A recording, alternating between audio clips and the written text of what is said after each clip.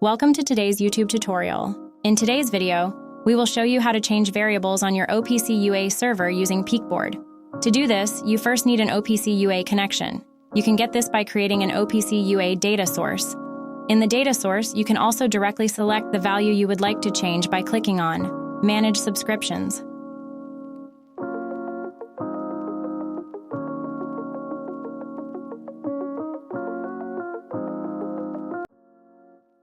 Once you have selected the value, you will see the node ID, which you will need in order to change the value on the OPC UA server.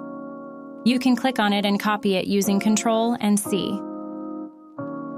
Now you can open the script editor by double-clicking on a button.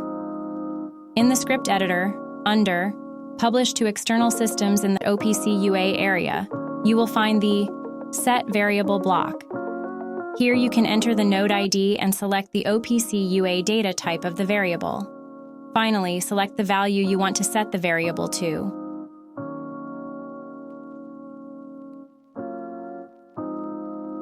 In the video description, you can find links to our template page, where you can download the project file and the corresponding article on our help page.